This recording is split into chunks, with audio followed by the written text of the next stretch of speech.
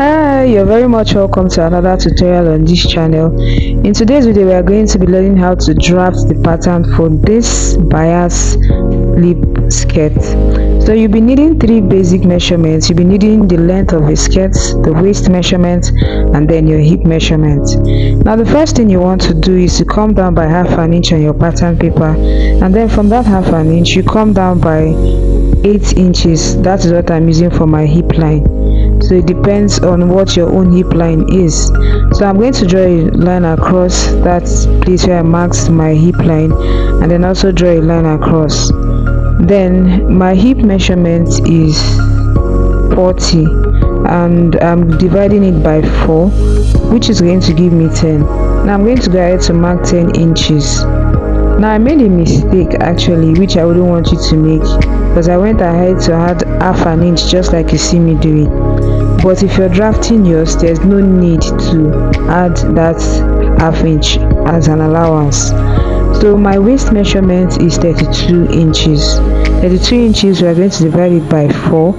It's going to give us 8 inches. Now we're going to go ahead to mark that 8 inches on the waistline like so. After marking the 8 inches, we're going to go ahead to add 1 inch for the darts, and then after doing that, you're also going to add extra 1 inch for the sewing allowance. For the waist, you must have to add an extra 1 inch for sewing allowance. Now I'm going to connect the line from which I marked on the waist down to what I have on my hip line. After doing this, you place your tape at the waistline, on the waistline, and then you mark the length of your skirt. After marking the length of your skirt, mine is 31, and then I went ahead to add extra 1 inch for sewing allowance. I'm going to draw a line across like so. Then after doing that, I'm going to mark the measurement I have on my hip line. Whatever measurement you have on your hip line is the same thing you're going to mark at the hem of the skirt, and then you're going to mark it across again like so. And before you go ahead to then connect all the dots, it should just be a straight skirt like this.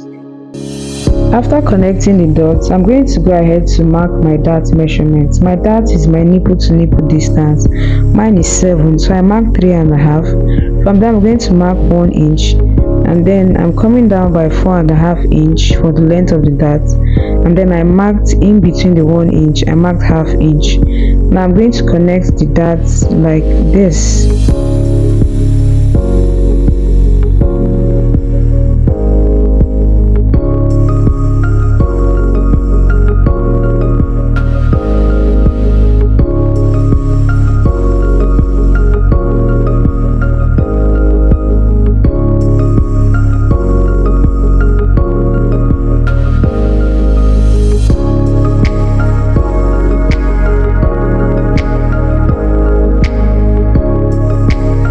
After cutting the skirt out, I'm going to place my tape at the midpoint of the dart, and whatever measurements I have there, I'm going to mark it from the waist, from the hip line down to the hem of the skirt. And then after making sure you've marked all the points like so, then you're going to draw a straight line. If you have watched this far, I want to say a very big thank you for still hanging on, and please don't forget to subscribe if you haven't subscribed already, and so that you get a notification whenever I post a new video. And you can also share, comment, and like the videos. Thank you. After marking the line, I'm going to go ahead to slash that straight line, and I'm not going to cut through to the top. I'm going to cut from there, the dart length, down to one side of the dart. Then after doing that, watch closely so you see how I place it. Now I place it to cover the other side of the dart. Make sure the points correspond like this, and when you do it rightly, you see that it gives you a nice, gives you a curve on the waistline like so. You're also going to notice that as the other part, as the skirt is now being placed this way, that the hip line opens up. You can see that the hip line now opens up, and that was why I said that there is no need to add any seam allowance on the hip line, because opening it up like this creates naturally a sewing allowance for you on your hip line.